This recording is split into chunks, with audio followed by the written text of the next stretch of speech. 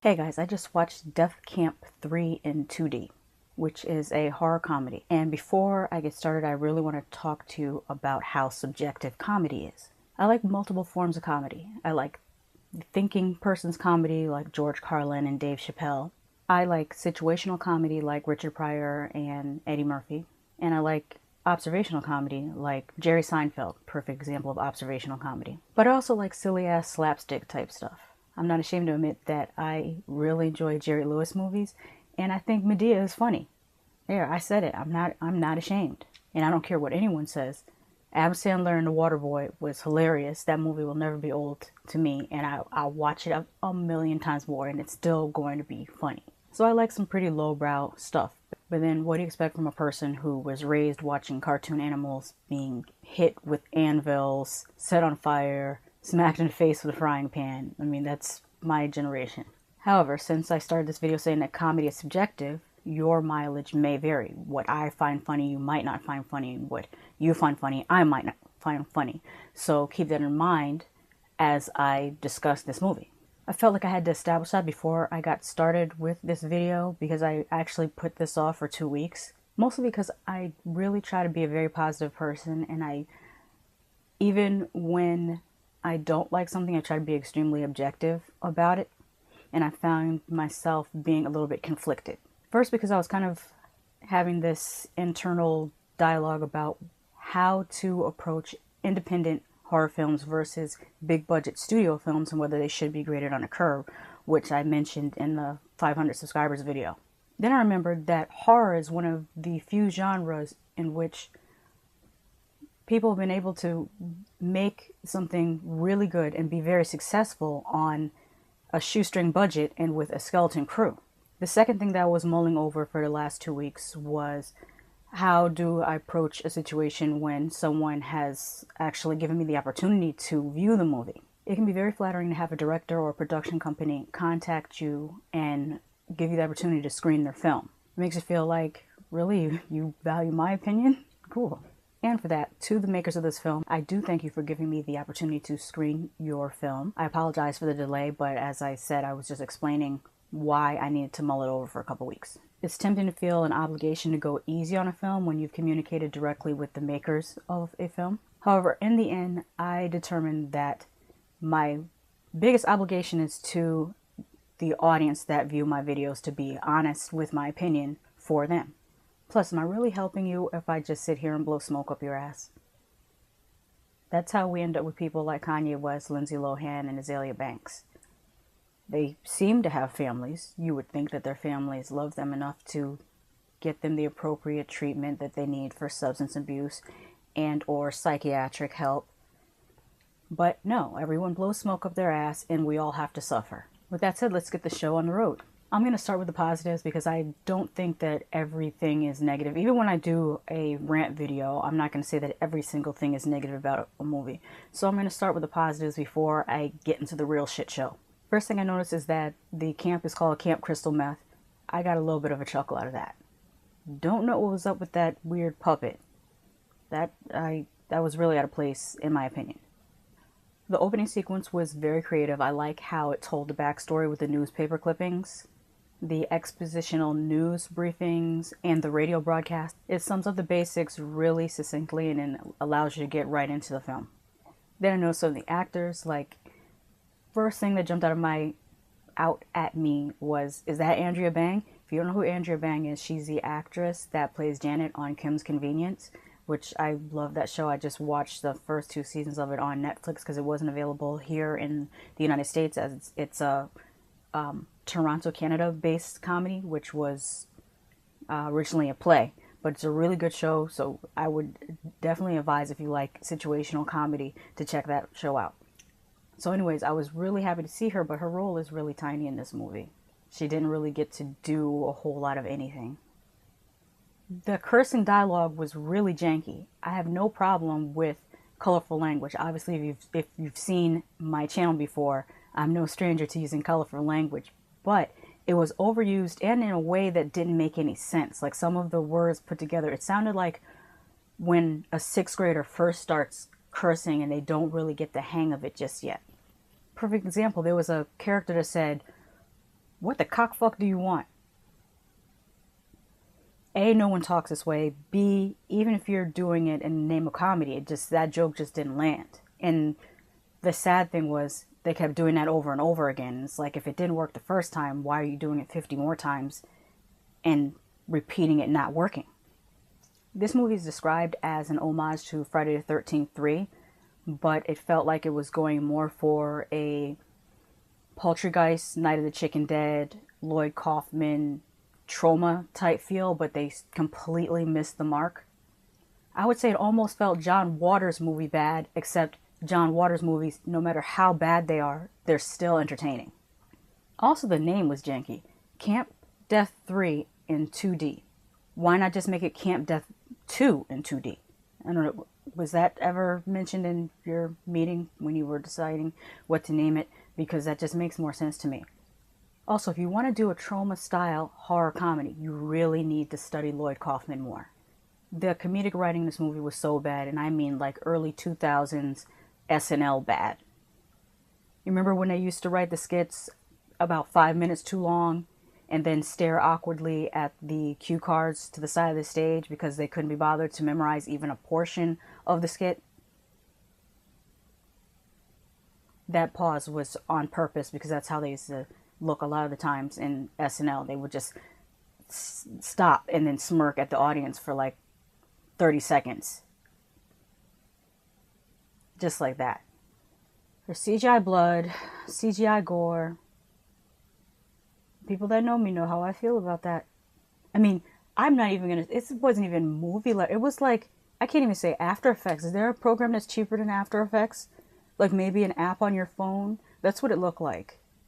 Like the audiovisual club of a middle school did the special effects for free. And since slasher is one of my favorite subgenres of horror, I was so low-key offended about this because if you want to make a good 80s style slasher, you need 3 things. 1, good practical effects. 2, good practical effects. 3, good practical effects. Another thing you need to know about good 80s slasher movies: the acting and the plot could be crap, but if the killer has a cool look and the fatalities are entertaining, gory, and creative, people will ride with it. Also, another thing, now that I think about it, I didn't even have this in my notes, but now that I think about it, another basis or an underlining basic construct that you need in a good slasher movie is mystery, because in their essence, slasher movies are mystery thrillers. I believe this movie didn't really land that either. The whole whodunit aspect of it is not paid enough attention to, and that kind of is another weak point that didn't connect this with 80s slasher movies at all. But my biggest problem with this movie is that it just wasn't funny, in my opinion. I was ready to turn it off 30 minutes in, and I had to really, really struggle to watch it. And I usually, when I do these reviews, I try really hard to watch the movie and not play on my phone and not tweet, not play puzzle games. I really try to just have an immersive experience with the movie, and this was so hard of a struggle to get through. Another comedy tip: just because you do something over and over again and louder doesn't make it funny. I don't understand what you were, well, I understand what you were going for. I just don't understand why you thought you could get there this way. I'm going to read my notes on this word for word.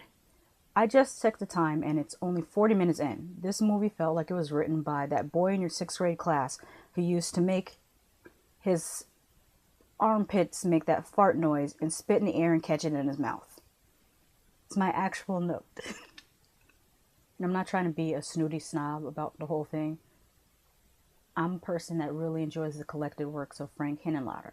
If you don't know who Frank Henenlotter is, he brought us such classics as Frankenhooker, Brain Damage, Basket Case.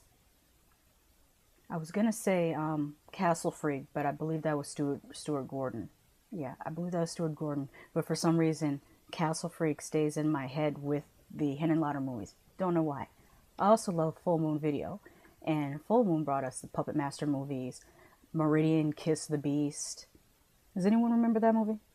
Anyways, Full Moon Video has been able to make movies that they literally only take 1 week to film in their ultra low budget, and they're still able to do comedy horror in such a way that it works. At least for me, it does. I also like things that are a little bit left of center, and some more recent movies that I really enjoyed that would be in this movie is trying to fit in with, in my opinion, would be like The Greasy Strangler. I reviewed that the year before last. I liked that anyways. Night of Something Strange, that's another one that is very tongue-in-cheek, but both of those movies brought the practical gore. And the comedy was just better written. There was a few janky scenes in The Greasy Strangler, but for the most part, it was written okay. And same thing with Night of Something Strange. I almost forgot about Zombievers and Frankenfish. Those were good also. Oh, and one of my favorites, this is another one going back to the 80s, is Curse of the Queer Wolf. I'm going to review that this month. That's one of my favorite comedy movies. It's hilarious. And it's been a minute since I've seen this one because I watched it, I was about 14 when I saw it, so maybe my sense of humor is not the same. But Redneck Zombies cracked me up when I was a kid. I haven't watched it as an adult, so I don't know whether I would still feel the same way about it. But from memory, it was better than what I just watched with this movie. Anyways, I said all that to just remind people that I do have a very special appreciation for what some people call B-horror movies. But I know a good B-horror movie from a bad B-horror movie. And this ain't it. I mean, I really like, I'm just sitting here reminiscing about all the dumb crap that I like. I mean, the last thing that I laughed at for about 2 minutes was, do you remember that Rick and Morty episode where the aliens came and they had to compete in, it was like a contest, like a singing contest. They had to compete in order to save the universe or save Earth. And they had this rap song called Get Swifty, and it was the dumbest thing ever. And I laughed for 2 minutes about that. I'm not going to repeat the lyrics on this video, but just look up Rick and Morty Get Swifty, and that's my sense of humor right there. So the fact that this movie was not funny at all to me should really be alarming to some people. I mean, this is the movie that used plastic. Well, I was going to try that myself, but it was like plastic shit. You know the little scrolled up plastic shit that you can buy from like Spencer's? They literally used one of those in this movie for a joke, and it didn't land at all.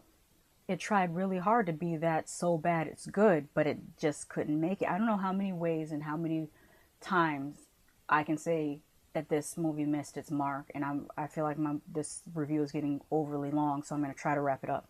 At one point, I started to think this movie didn't even have a script. Like, they just made it up as they went along, or they just tried to do a lot of improvisation, and they needed better writers or they needed to hire actual comedians. Maybe some of the actors were comedians, but they didn't give that, but they didn't convey that message to me. There's one part, I'm going to go to my notes again so I don't mess this up, where I asked myself, why are they flying neon Tron exercise bikes, fighting with lightsabers like the Return of the Jedi? This is trash garbage. My actual feeling at that time. I feel so bad about this review because, you know, when somebody asks you to review their movie, you want to get back to them and say, hey, I just finished reviewing your movie, check it out. But now I feel like, hey, I finished reviewing your movie. It was garbage. Thanks. or you're welcome, as the case may be. Let me not be a complete Debbie Downer. There was a cool reference to Cropsy. I thought that was interesting because not a lot of movies really get into that. The score was really well done. I read that this had a budget of $35,000, and I want to know what they did with the other $34,500 because I swear, remember I said about the computer effects? I think After Effects cost what, $500? I don't even think they paid $500 for the After Effects. They probably torrented some, effects software or an app on their phone. It just looked so bad. I can't even describe how bad everything looked. Then I remember Paranormal Activity was made for $15,000. A lot of people like to turn their nose up at Paranormal Activity movies, but I quite enjoy them, except for part 4, where the girl was wandering around her house with her laptop. That was straight trash garbage. But the 1 through 3 were pretty good, and marked ones was all right. Even with the one in Tokyo, Tokyo Nights, I think it's Paranormal Activity Tokyo Nights, wasn't all that bad. I find them enjoyable. I like the Where's Waldo effect of them. I like looking around at a static image and trying to guess what's going to happen next. That's fun to me. I take back what I said about sixth graders. I feel like sixth graders would have made a better movie. The digital effects would have been better too. Have you seen some of the short films on YouTube? They were way eons above this movie. I don't even feel like it's proper to call it a movie. It's a collection of images that didn't do a goddamn thing. Another note from while I was watching the movie. I just checked the time again. 57 minutes in. That's it. I'm playing my puzzle block game on my phone. This movie is straight disrespectful to slasher movies. To the whole subgenre of slasher. You want to see a slasher comedy? Watch Student Bodies. Came out in the 80s. I don't remember this specific year. Probably around 82, 83. Might even be as late as 86. Don't quote me on that. But go watch that movie. That was way better than this, and it actually understood the tropes of slasher movies. Hell, Scary Movie had better comedic timing and execution than this movie. I'm going to read another note as I wrote it because I don't even know. I wrote, quote, "This movie is such trash garbage. There are writers credited on the IMDb page, but I refuse to believe you didn't just make this up as you went along while high on oxycodone and bath salts and crack." I'm seriously, I'm gonna stop talking shit about the Bye Bye Man because that wasn't a bad movie compared to this. That was Bye Bye Man. That was like used to be my barometer for the worst horror movie. No, I'm gonna apologize. I apologize, Bye Bye Man. You were crap, but you weren't this bad. No one's ever gonna ask me to review their movie again. Well, well, thank you for letting me screen your movie anyways. But like I always say, just because I hate something doesn't mean you won't love it. And just because I love something doesn't mean you won't hate it. Have you seen Camp Death 3 in 2D, and what was your opinion of it? Because that definitely wasn't for me. That's it. Bye.